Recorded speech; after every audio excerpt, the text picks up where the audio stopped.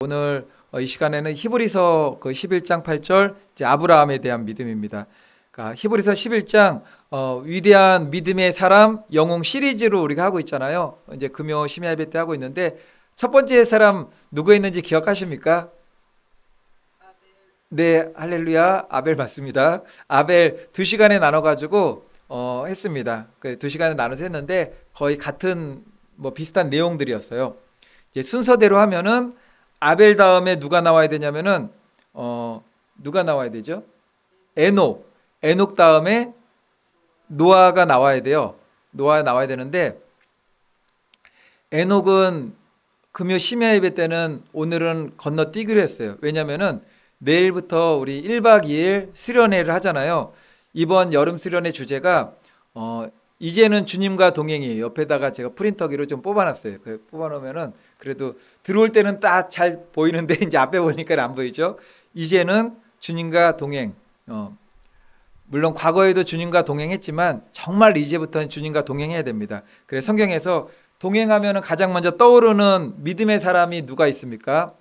300년간 우리 주님과 동행했던 에녹이 떠오르잖아요. 그래서 이제 우리 수련회 하면서 이 주제에 이제는 주님과 동행이라는 주제하고 딱 맞는 믿음의 사람이다. 에녹이 생각이 나가지고 이제 순서상으로는 아벨 했고 이제 에녹이었는데 에녹에 대한 말씀은 내일 이제 10시에 오시면은 10시부터 준비 찬송을 하시고 한 10시 20분 정도 이제 예배를 시작할 거예요. 개회 예배죠. 개회 예배. 수련회 개회 예배 때 그 말씀은 에녹에 대한 말씀으로 전하려고 그래요. 주님과 동행하니까는 에녹에 대한 말씀.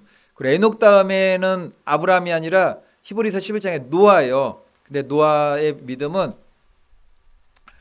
방주를 만든 뭐 그 이야기를 할 수도 있지만 마지막 때에 관련해 가지고 에녹의 믿음은 좀 자세하게 제가 좀 다루고 싶어 가지고 좀 뒤로 밀어놨다가 에녹에 대한 노아에 대한 말씀을 좀 자세히 다루도록 하겠습니다. 그래서 히브리서 11장 에녹, 노아 다음에 나오는 믿음의 사람이 아브라함입니다.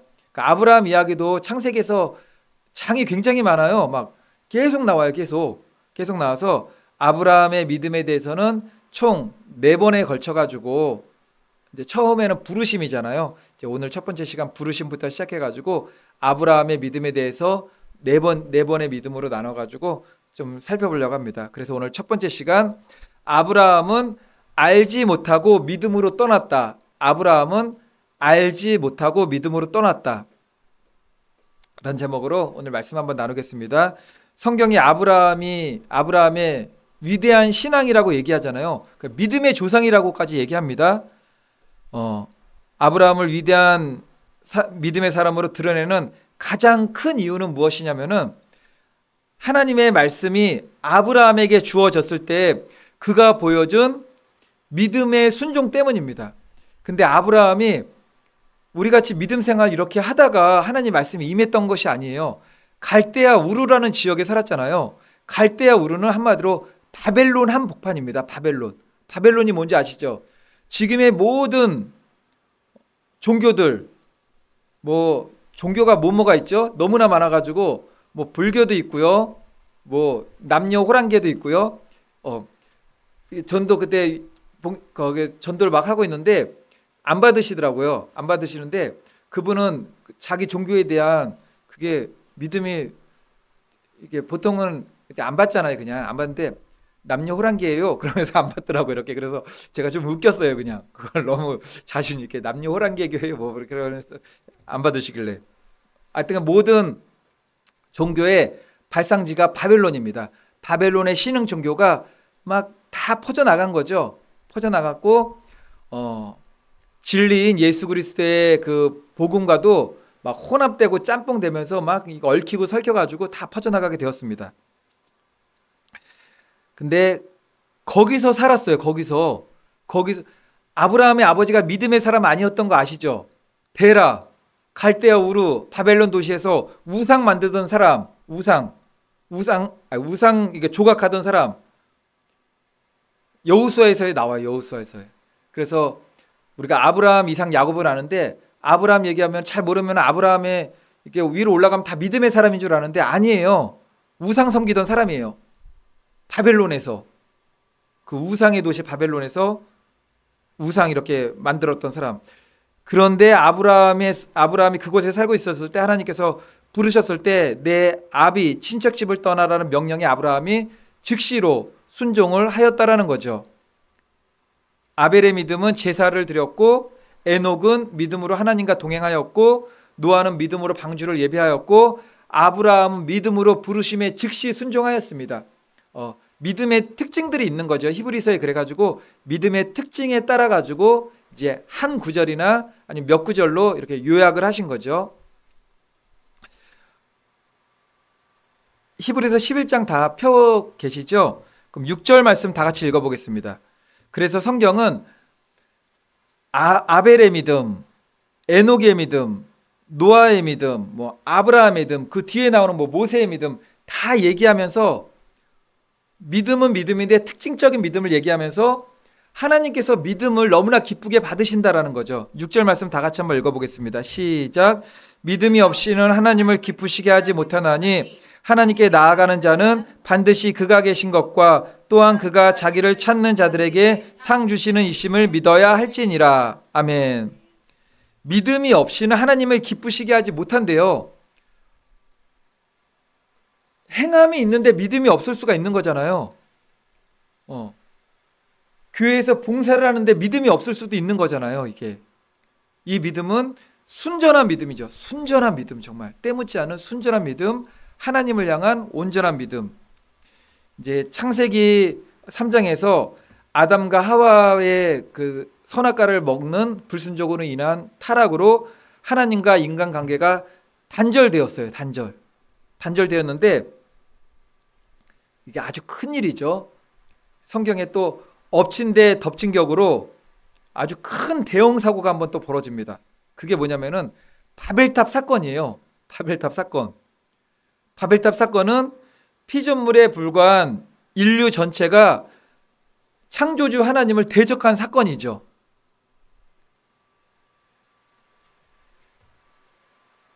구약 성경 보면은 바벨탑 사건 이후로 바벨탑 사건이 11장에 나오잖아요. 그리고 11장 말 그 끝부분에서 아브라함 이야기가 나오고 12장에서 본격적으로 시작합니다. 근데 11장 바벨탑 이야기가 나오는데 11장 끝부분에서 아브라함 이야기가 나오는데 그 아브라함이 살던 곳이 바벨탑이 지어졌던 그 동네에서 부르셨다라는 거예요. 그래서 성경 보면은 이제 창세기 12장부터는 아브라함과 그의 후손들을 통해서만 거의가 그렇게 하나님과의 교제권이 이루어지게 돼요. 근데 아브라함의 후손들만을 통해서만 이루어진 것은 아닙니다. 왜냐면은 저 욥기서 아시죠? 욥이 나중에 막 몸에 막 다 재산 잃고 가족들도 다 잃어버리고 몸에 만신창이가 되잖아요. 막 기아로 막 긁고 막 피가 막 나고. 욥기가 어디쯤에 나오냐면은 성경 보면은 굉장히 뒤에 나오잖아요. 뒤에 시편, 잠언, 전도서, 아사렘, 에겔단 뒤에 나와요.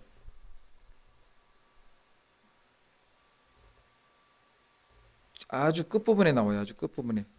근데 끝부분에 나오지만 아니죠. 끝부분에 시편, 잠언, 전도서 바로 앞에 열왕기, 상하, 역대상하, 스가랴, 느헤미야, 에스라, 욥기 나오는데 욥기가 그 시대적 배경이 어딘지 아세요?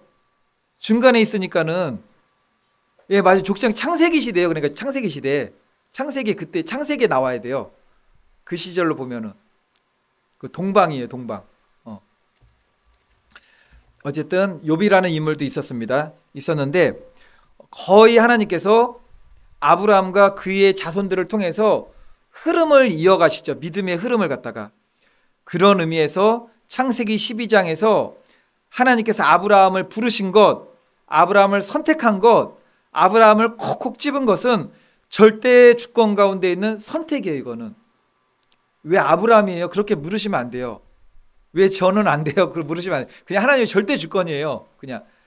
근데 하나님의 절대 주권으로의 선택은 가장 완전한 지혜이고 가장 공평하고 가장 공의롭고 가장 사랑이 많은 거예요. 근데 아브라함을 선택했는데 그것이 아브라함에게만 복이었느냐? 그것이 아니에요. 아브라함을 선택했는데 온 인류에게 동일한 복이 되었어요. 아브라함에게 복에 너는 복이 될지라 그러잖아요. 그 복이 된다는 그 복이 무엇일까요? 복음의 근원이에요. 복음의 근원. 그러니까 아브라함부터 이제 시작이 되는 거예요. 그때는 몰라요. 그때는 모르는데 지금에 와서 보니까는 아브라함이 복이 될지라 예수 그리스도가 탄생하고 이스라엘이 국가가 탄생하고 이제 복음이 전해지고 여기서 우리가 아브라함을 택하신 하나님의 구속사적인 뜻을 잘 알아야 됩니다. 혹시 좀 추우십니까? 춥지는? 예. 네. 선풍기를 갖다가 이게 여기 딱 맞게 제가 좀 이게 세팅을 좀 했어요. 그리고 저런 선풍기가 또 있더라고요. 이게 일반 선풍기인데 그거 강약도 줄여주셔도 되고요. 그 맨 끝에 거일 것 같아요. 맨 끝에 거. 예. 하고 네. 예. 그래도 에어컨 하나 뜨는 것보다 선풍기 10대 뜨는 게 전기세도 훨씬 덜 나가고 그러니까 저희는 좀 괜찮은 것 같아요. 괜찮으시죠?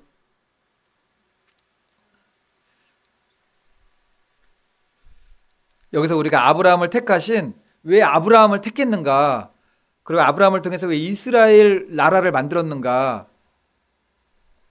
구속사적인 뜻에서 우리가 봐야 됩니다. 구속사적인 뜻에서. 구속사가 뭔지 아시죠? 온 인류를 구원하시기 위한 하나님의 구원의 계획. 우리가 말하기를 보통 말할 때 하나님께서 아브라함을 선택하여 부르셨고 아브라함의 후손들을 통해 이스라엘을 탄생시키셨습니다. 그래서 선민민족 그러잖아요. 선민민족. 선민민족이 뭐죠? 이스라엘 사람들이 말할 때는 이스라엘 백성들 스스로 말할 때는 선민민족 하면은 선택했다. 근데 우리만 선택했다라고 얘기를 하잖아요. 이거는 완전히 잘못된 개념입니다. 이스라엘만 선택했다가 아니에요. 그러니까 이스라엘을 선택했다예요. 이스라엘을 선택했다. 선민민족은 하나님께서 특별한 목적을 이루시기 위해서 이스라엘을 택하였다는 거예요. 특별한 이스라엘만을 위해서가 아니라 큰 거대한 목적을 위해서 이스라엘을 택하였다. 거대한 목적을 위해서 아브라함을 택하였다. 여기서 하나님께서 이루실 특별한 목적이 무엇인가 아는 것이 굉장히 중요합니다. 성경은 여러 가지로 읽을 수도 있죠. 이제 뭐 믿음의 사람, 뭐 아브라함, 이삭, 뭐 야곱, 뭐 아벨, 에녹, 노아, 뭐 모세. 그 한 사람의 믿음을 통해서 그 사건을 통해서 거기에 대한 교훈을 얻을 수도 있지만 창세기부터 요한계시록까지 멈추지 않고 관통하면서 꿰뚫는 것은 구속사예요. 구속사. 온 인류를 창세기에서 이미 타락해 버렸잖아요. 창세기 3장에서. 창세기에서 이미 타락한 온 인류를 말세의 지말에 이르는 마지막 한 사람까지 구원해내기 위해서 하나님의 구속사가 창세기부터 계속 오는 거죠. 그러니까 예수 그리스도한테 집중되어 있는 거예요. 오실 예수 그리스도, 오신 예수 그리스도, 다시 오실 예수 그리스도. 하나님의 선택이란 이스라엘 백성만을 구원받을 자녀로 택했다가 아니라 하나님께서 온 인류에 대한 구원할 계획을 가지시고 이스라엘 가운데 구세주가 나시기를 계획하시고 이스라엘을 이제 택하시는 거예요. 그리고 하나님께서 수많은 사람들과 민족들 가운데 아브라함을 택하시고 그의 후손을 통해 이스라엘을 이루게 하셨습니다. 제사장 나라 말 들어보셨죠? 제사장 나라. 제사장 나라라는 말은 우리가 기도도 그렇게 하잖아요. 특별히 대한민국에 때 마지막 때 이 제사장 국가로서의 사명을 감당하게 하시고 마지막 때 제사장 나라로서의 선민민족의 뭐 그런 막 기도들을 해요. 제사장 나라 이 표현이 가장 먼저 나오는 것은 출애굽기 19장 6절이에요. 출애굽기면은 이스라엘에 대한 내용입니다. 이스라엘. 출애굽기 19장 6절 보면은 제사장 나라라는 그 구절이 딱 나오는데 너희가 내게 대하여 제사장 나라가 되며, 하나님께서 말씀하시는 거예요. 하나님께서 이스라엘한테 너희가 내게 대하여 너희들은 제사장 나라를 돼야 돼. 제사장 나라야. 너희가 내게 대하여 제사장 나라가 되며 거룩한 백성이 되리라. 너는 이 말을 이스라엘 자손에게 전할지니라. 모세에게 말한 거죠. 이스라엘은 이제 제사장 나라야. 너희는 거룩한 백성이야. 구약에서 제사장은 하나님과 백성 사이의 중보 역할이잖아요. 중보자 역할. 우리 내일이 토요일이죠. 내일 저기 갑니다. 세계 성막 복음센터. 성막 그 체험하러 가실 거예요. 제가 성막을 갖다가 주일 오후에 계속 하다가 우리 어머님 성도님이 오셔가지고 앞에 걸 하나도 못 들으셔가지고 중간에 끝부분에 오셔가지고 고민을 많이 했어요. 이거를 할까 말까 하다가 앞부분 처음부터 들어도 힘든데 끝부분에 오셔가지고 들으면은 몇 주 동안 너무너무 힘들겠다. 그래서 한번 갔다 와가지고 다음에 해야겠다. 그래서 내일 가면은 전체적으로 거기 체험을 하니까는 뭔지는 이제 설명을 들으시면 아실 거예요. 그 성막 말씀도 좀 듣기도 하셨고, 거기서 성막 먼부터 이렇게 저기 지성소까지 이제 설명도 하고, 그때 체험하러 갔을 때는 목사님이 제사장복 입고 딱 나오세요. 똑같이. 그리고 성막도 실물 크기하고도 다 똑같아요. 똑같으니까는 그거 성막 체험하시고 이제 돌아오셔가지고 특별히 출애굽기나 히브리서에서도 대제사장에 대한 얘기가 나오잖아요. 읽으실 때 도움이 되실 거예요. 이게 우리가 뭐 사진으로만 조금 보고 글로만 읽었잖아요. 성경으로만. 진짜 보면은 이런 거구나. 그래서 나중에 우리 저하고 성도님들하고 성지순례는 정말 한번 가보고 싶고 꼭 갔으면 좋겠어요. 우리가 지금까지는 글로만 보았더니 실물을 보면은 그래도 좀 좋겠죠. 그런 의미에서 구약 성경 하나님께서 이스라엘로 제사장 나라가 되게 하신 것은 중보자 역할이라고 했잖아요. 중보자는 뭐죠? 이어주는 거잖아요. 이어주는 거. 이스라엘만 택했다라가 아니라 이스라엘을 통해 하나님을 떠나 있는 이방 나라, 이방 민족, 이방 백성들로 하여금 하나님께 돌아오게 하는 중보자 역할을 이스라엘로 하게 하시려고 너희들을 제사장 나라가 되게 하였다라는 거죠. 우리가 지금 새벽 예배 때 이제 사사기 강해를 하고 있는데 바로 전에 어디 말씀을 나눴죠? 요나 말씀을 나눴죠. 하나님께서 요나로 하여금 가서 하나님께 돌아오라고 회개의 복음을 외치게 한 그 어디로 갔습니까? 니느웨가 이스라엘의 뭐 어느 지역인가요? 아니죠. 이방 나라 아수르의 수도입니다. 아수르의 수도.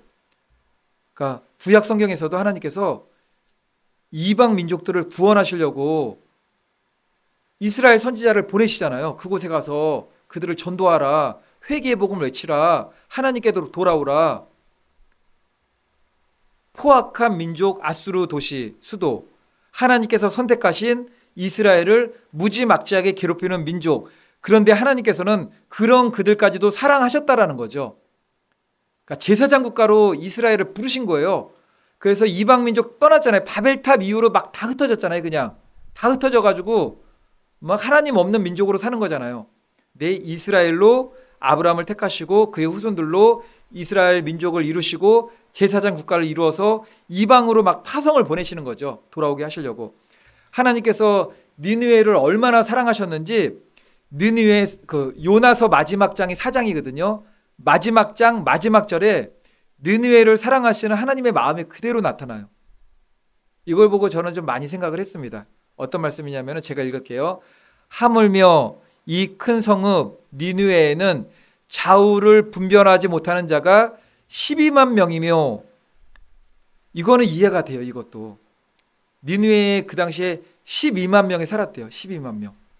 그런데 이어지는 말씀 뭐냐면은 가축도 많이 있나니, 하나님께서 가축도 많이 있대요. 그러면서 내가 어찌 아끼지 아니하겠느냐 하시니라. 하나님의 창조물들이에요. 전부 다. 사람은 하나님의 형상을 따라 창조된 정말 너무나 귀한 하나님의 피조물이고, 가축도 하나님의 형상을 따라 창조된 인간을 위해서 창조한, 우리를 보고 다스리라고 했던 그들까지도 다 아끼신대요, 하나님께서. 그러니까는 이스라엘만 선택했다, 그건 아닌 거죠. 제사장 국가로 삼은 이유가 있는 거죠. 하나님께서 사랑하는 모든 열방에 가서 하나님의 사랑을 전하고 하나님께 돌아오게 하라. 내가 어찌 아끼지 아니하겠느냐. 그러므로 이제 우리들 가운데 특별히 은사자들은 조심해야 돼요. 은사자들이 음성을 듣잖아요. 내가 너를 특별히 사랑하노라. 특별히 사랑하노라. 다른 이들로서는 이룰 것이 없고 너를 통해서만 그런 건 없어요. 그런 거는 그냥 그 사람의 은사가 뭔지 아시죠? 개별적으로 그 사람을 통해서 사용하시는 하나님께서 주시는 능력과 선물이에요. 은사적으로 특별하게 그 사람에게 부여하신 사랑인 거지 특별하게 너만은 없는 거예요. 그래서 은사가 뭐죠? 어떤 사람은 교사로, 어떤 사람은 전도자로, 어떤 사람은 목사로, 그게 은사예요. 하나님의 선물. 각기 다른 모양대로 쓰임 받는 것. 그래서 혹시라도 기도하시다가 내가 이 교회에서 특별히 너만 사랑한다라고 하면은 이거는 어떻게 하셔야 되죠? 하나님의 음성이 그렇게 들렸을지라도 나사렛 예수 그리스도로 명하노니 이 악한 음성아 물러가라, 그렇게 하셔야 되는 거예요. 우리가 보통 초창기 복음이 들어왔다 생각하면은 무엇부터 생각하시죠? 미국 선교사님, 호주 선교사님, 영국 선교사님, 그래도 복음이 먼저 받아들인 그 나라에서 선교사님들이 들어오셔가지고 우리들에게 복음을 전해준 그것을 먼저 기억하잖아요. 하지만 유럽, 미국, 아시아 어느 지역이든지 그 미국에도 처음에, 유럽에도 처음에 복음을 전파를 시작한 나라는 어디였습니까? 이거 문제예요. 복음 전파를 처음으로, 예수 그리스도의 복음 전파를 처음으로 시작한 나라. 예, 처음으로 예수 그리스도 부활의 증인되어서 복음 전파를 시작한 나라. 이스라엘. 이스라엘. 너무 쉬워가지고 말씀드리기 힘들었죠. 너무 막 심각하게 물어봐서. 이스라엘. 최초의 선교사는 누구죠? 최초의 선교사? 바울과 바나바. 안디옥교에서 파송하잖아요. 바울과 바나바. 하나님께서 처음 아브라함을 부르시면서 하신 말씀이 뭐였냐면은 창세기 12장 2절에 나와요. 이제 부르셨죠. 너는 본토 친척 아비 집을 떠나 내가 너에게 지시한 땅으로 가라고 한 다음에 2절 보면은 내가 너로 큰 민족을 이루고 내게 복을 주어 내 이름을 창대하게 하리니 너는 복이 될지라 그래요. 너로 큰 민족을 이루게 하겠다. 내게 복을 주겠다. 너는 복이 될 거다라고 얘기하는데 하나님께서 왜 아브라함을 부르셔서 큰 민족을 이루게 하셨는지, 아브라함에게 복을 준다고 했는데 그 복은 무엇인지, 너는 복이 될지라고 했는데 복이 되는 거예요. 그냥 복덩어리예요. 복. 창세기 12장 2절 아브라함에게 하셨던 말씀을 오늘을 사는 나와는 이게 무슨 관계가 있는가? 이 말씀이 오늘날 우리 교회와 우리 그리스도인들에게 적용될 수 있는 말씀인가? 우리가 오늘 아브라함의 믿음의 관점을 어떤 믿음의 관점으로 바라볼 것이냐면은 하나님께서 아브라함을 선택하셨죠. 부르셨어요. 이것은 온 인류를 구원하시기 위한 대속의 섭리, 구속사적 관점이라고 그래요. 이거를 온 인류를 구원하려고 그러는 걸 갖다가 구속사적 관점. 이제 신학교 가면은 그런 용어들을 좀 쓰죠. 구속사적 관점. 온 인류를 예수 그리스도를 통하여서 구원하려는, 그러니까 우리 성경을 볼 때도 구속사적 관점으로 보는 거죠. 구속사적 관점으로. 그러니까는 하나님께서 아브라함이 누굴 낳죠? 이삭을 낳고, 이삭이 야곱을 낳고, 야곱의 12아들이 있었는데 12아들 중에서 가장 중요한 인물은 누구입니까? 요셉이 가장 부각되긴 하지만 구속사적 관점에서 가장 중요한 이름은 유다죠. 유다를 통해 가지고 구속사적이 흘러가기 때문에 그런 겁니다. 창세기 12장 2절에서 하나님께서 아브라함으로 큰 민족을 이루게 하시는 목적이 복음 전파와 관련이 있는 겁니다. 큰 민족을 이룬다는 것은 이스라엘 나라를 만든다는 거죠. 이스라엘 나라가 탄생되면서 그때 이스라엘을 이제 막 시작하게, 하나님께서 선지자들을 부르시잖아요. 선지자들을 부르셔가지고 뭐 타락한 남유다, 북이스라엘에도 복음을 전하지만 이방 나라에도 복음을 전하게 하세요. 그러나 하나님께서 아브라함으로 큰 민족을 이루게 하신 것은 구속사적인 관점으로 보게 된다면은 열방에 살아계신 하나님의 영광을 나타내는 거예요. 하나님을 모르잖아요. 하나님을 떠나 있는 그 열방, 우상을 섬기고 있는 열방에 하나님을 살아계심을 나타내는 것. 그러니까 열방 큰 민족을 이루는 것은 그때 제사장 국가로서의 부르심인 거죠. 제사장 국가의 부르심. 하나님께서 선택하여 부르신 아브라함에게 주신 복은 무엇일까요? 그러면 동일하게 여쭤볼게요. 아브라함의 복을 주셨대요. 그리고 너는 복이 될지라 그랬어요. 복이 될지라.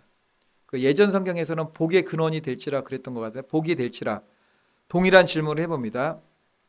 우리 오직 예수 교회를 통해서 하나님께서 오직 예수 교회에게 오직 예수 교회는 복이 될지라 우리 성도님들 한 사람 한 사람에게 이름을 부르면서 너는 복이 될지라 라고 하면은 그 복은 뭘까요?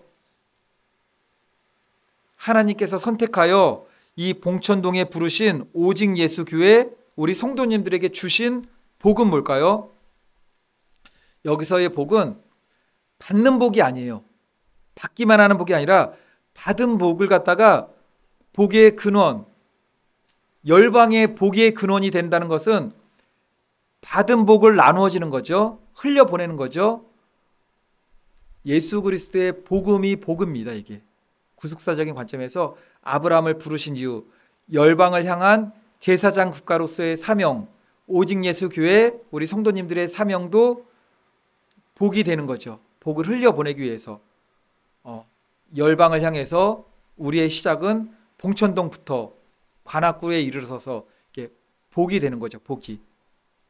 우리 오직 예수 교회 그리고 저와 성도님들의 받은 가장 큰 복은 예수 그리스도의 복음이라는 세상 그 무엇과도 비교할 수도 없고 바꿀 수도 없는 복음을 받은 게 복인 거죠.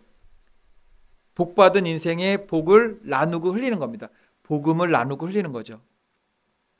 그러므로 이스라엘 통해 열방의 복이 흘러가게 하는 것이 하나님의 섭리였습니다. 제사장 국가로서 동일하게 우리 오직 예수 교회와 그리고 하나님의 그 뜻대로 부르심을 입은 전 세계에 퍼져 있는 주님의 피값 주고 산 모든 교회와 그리스도인들의 흘러가게 해야 되는 것이 복음을 흘러가게 되는 것이 하나님의 섭리라는 거죠. 하나님께서 아브라함에게 너는 복이 될지라 하신 이 말씀이 신약시대 특별히 마지막 때를 사는 교회와 그리스도인들에게 어떤 말씀이 될까요? 너는 복이 될지라 이 말씀은 이 말씀하고 똑같아요. 너는 예수 그리스도의 증인이 될지라 그 말씀이에요. 너는 복이 될지라 이거는 너는 예수 그리스도의 증인이 될지랍니다. 그러므로 예수 믿고 복 받으세요 많이 들어보셨잖아요. 예수 믿고 복 받으세요. 이 말은 잘못된 말은 아닙니다. 물론 세상 사람들은 예수 믿고 복 받으라는 말은 이제 오늘날에는 어떤 식으로 우리가 이렇게 다 받아들이냐면은 야 예수 믿고 복 받으라니까는 교회 오면은 잘 되고 형통하고 돈 잘 벌고 사업 번창하고 이제 그렇게 우리가 알아듣지만 그리고 그런 간증들이 너무나 많아서 예수 믿으면은 뭐 있잖아요. 막 다 망해가던 사업 일어나고 세상적으로 잘 되는 그런 복을 생각하는데 정말 예수 믿고 복 받는다는 참된 뜻은 예수 믿고 구원받아 영생을 얻는 거, 영생의 복입니다. 영생의 복. 그러므로 예수 믿고 복 받으세요. 이거 은혜로운 말이죠. 은혜로운 말. 그리고 불신자들에게 처음 믿는 사람들에게 예수 믿고 복 받는 거, 예수 그리스도를 믿고 나의 모든 죄 그거를 다 설명하기는 너무 힘들어요. 예수 믿고 복 받으세요. 이렇게 얘기해도 은혜로운 것 같아요. 나중에 시간이 흐르면서 그 의미가 그분이 나한테 전도할 때 복 받으라고 했던 말이 그 복이 아니었구나. 이제 복음을 깨달으면 그때 눈이 열리면은 이제 알게 되겠죠. 하나님께서 아브라함에게 너는 너의 본토 친척 아비 집을 떠나 내가 내게 지시할 땅으로 가라라고 말씀하셨습니다. 복의 근원이 되려면 아브라함이 반드시 순종해야 될 하나님의 말씀이죠. 근데 너는 너의 본토 친척 아비 집을 떠나 내가 내게 지시할 땅으로 가라. 육과 정을 가진 사람으로서는 하기 힘든 일이었어요. 정말 하기 힘든 일인데 예수님께서도 이거 거의 비슷한 말씀 하시지 않습니까? 막 장사 지내러 간다고 하니까 죽은 자들로 장사 지내게 하고 너는 나를 따르라 막 말씀도 하시고 뭐 내 아비와 내 어미를 뭐 나보다 더 사랑하는 자는 뭐라고 막 말씀도 하시고, 아브라함 부를 때 아브라함이 나이가 몇 살이었냐면은 70살이었어요. 우리가 창세기 생각하면은 창세기 사람들은 뭐 800살, 900살씩 살았으니까는 아브라함 70살 때 불렀을 때 아브라함이 그래서 젊지 않았는가 그렇게 생각하지만, 아브라함이 그때 70 정도 되었고 그때 아브라함 노인이었습니다. 노인. 그렇다는 것은 70의 노인이었다는 것은 완전히 털을 잡고 더 이상 오랜 여행, 그 당시에는 지금은 이사 가는 거잖아요. 그냥 다 부동산에서 알아보고 집 다 구해놓은 다음에 이사 가는 건데, 아브라함의 부르심은 그게 아니에요. 어디로 갈지 갈 바를 알지 못해요. 그러니까는 여행이 시작되는 거예요. 그냥 여행이. 고향 친척집을 떠나는 사람만 떠나는 것이 아니라, 사람도 떠나지만 땅 문서도 다 내려놓는 거죠. 집 문서도 다 내려놓고, 다 이루어 놓은 현지의 기득권을 다 내려놓고 보장되지 않는 장래, 내일을 향해서 70의 노인이 떠났다라는 거죠. 근데 이게 얼마나 힘들었으면은 성경은 이것을 아브라함의 믿음이었다고 얘기를 하겠습니까? 너무나 힘든 일이었던 거죠. 앞으로 어떻게 살아갈지에 대한 사업 계획도 없어요. 어디로 갈지 장소도 알지 못해요. 그냥 본토 친척 아비 집을 떠나 내가 내게 지시할 땅으로 가라. 지시할 땅으로 가라 그러는데 지시할 땅이 아직 없어요. 그냥 떠났어요. 일단 떠났어요. 일단 떠난 거죠. 나중에 하나님께서 뭐 보라, 뭐 동서남북을 바라보라, 이제 그때 말씀을 하시는 겁니다. 이런 걸 보고 뭐라 그러죠? 성경은 시험이라고 그러는 겁니다. 시험이라고. 하나님께서 우리를 시험하시는 경우는 대부분은 어떤 시험이냐면은, 우리 죄로 말미암은 시험이 아닌 것은 거의 대부분의 경우 하나님께서 우리를 시험할 때 왜 시험하시냐면은, 하나님을 신뢰하는지 신뢰하지 않는지, 하나님의 말씀을 믿는지 믿지 않는지, 하나님의 말씀을 믿는지 의심하는지, 거기에 대한 시험입니다. 그러니까 내 믿음에 대한 시험이죠. 내 믿음이 어디까지 와 있는가에 대한 시험입니다. 그리고 하나님의 시험은 내가 거듭났는지 거듭나지 않았는지 저울질해 볼 수 있는 그것이 되기도 해요. 말씀과 성령으로 거듭난 사람들은 예전의 모습대로 절대 살아갈 수가 없습니다. 그래서 말씀이 인도하는 다음 단계로 가게 돼요. 이게 거듭난 거죠. 근데 거듭난 것은 한 번에 완전하진 않습니다. 성화죠. 한 단계 한 단계 믿음이 자라는 거죠. 근데 성경 보면은 느린 성화는 아닌 것 같아요. 성경 말하면은 이제 좀 과격하게 표현하면은 급진적 변화예요. 급진적 변화, 급진적 거듭난, 급진적인 변화면은 기존의 틀이 완전히 해체되다예요. 기존에 가지고 있던 틀이 완전히 해체되다, 완전히 새로운 체제나 새로운 원칙으로 바뀌어지다. 이것이 급진적 변화예요. 그래서 성경은 말씀합니다. 고린도후서 5장 17절이 급진적 거듭남이에요. 급진적 거듭남은 뭐죠? 기존의 틀이 완전히 깨어지고 완전히 새로운 원칙이나 틀로 바뀌는 것. 우리는 어떤 틀로 바뀌죠? 완전히 새로운 예수 그리스도의 사람으로 바뀌는 거죠. 그래서 고린도후서 5장 17절 말씀 보니까는, 그런즉 누구든지 그리스도 안에 있으면 새로운 피조물이라, 이전 것은 지나갔으니 보라 새 것이 되었도다. 거듭남인데 서서히 거듭남이 아니라 성경에 말씀하는 것은 급진적인 거듭남이죠. 예전의 틀이 완전히 해체되는 겁니다. 이제 우리가 토요일 이제 주일에 가지고 1박 2일 이제 주님과 동행이라는 주제로 이제 수련회 합니다. 아브라함이 하나님의 부르심을 받을 때 살고 있던 장소가 어디라고 했죠? 갈대아 우르. 갈대아 우르가 성경에서 어느 지역이냐면은 우상의 도시 바벨론, 교만의 탑 바벨탑을 쌓았던 그 바벨론 도시. 그럼 이렇게 생각하시면 돼요. 오직 예수 교회가 주소가 어디죠? 관악구 봉천동이잖아요. 관악구 봉천동이니까는 아브라함이 살던 도시가 갈대아 우르잖아요. 그러니까는 관악구 봉천동인 것처럼 바벨론구 갈대아 우르 동이에요. 그러니까 바벨론이라는 큰 거대한 우상 도시 안에서 여기 갈대아 우르가 있는 거죠. 갈대아 우르가. 지금 바벨론이 있던 도시가 이라크라고 그랬던 것 같아요. 그걸 하여튼 그런 나라, 지금 현존에 있는 나라들, 바벨론 도시에 있는 나라들이 그런 도시였다는 거죠. 하나님께서 아브라함의 믿음을 통해서 오늘을 사는 교회와 그리스도인들에게 주시는 믿음의 교훈이 무엇이냐면은 멸망할 세상과 벗되어 살지 말라라는 것입니다. 하나님의 부르심에 순종하여 하나님의 약속의 땅으로 나아가라. 멸망할 세상과 벗되어 살지 말라. 그러면 누구와 벗이 되어야 된다고 그러죠? 하나님과 벗되어야 된다고 그러죠. 그래서 성경에서 유일하게 하나님의 벗으로 칭함을 받은 사람이 아브라함입니다. 그 성경 보면 아브라함을 하나님의 벗이라 칭함을 받게 되는 거죠. 바라기는 저와 성도님들 모두 부르심이에요. 처음에 부르심. 부르심이 있을 때 급진적인 거듭남이 반드시 있어야 됩니다. 급진적인 거듭남, 급진적인 변화. 예전에 예수의 사람이 아닐 때의 그 틀을 갖다가 완전히 다 그 체제가 다 무너져야 되는 거죠.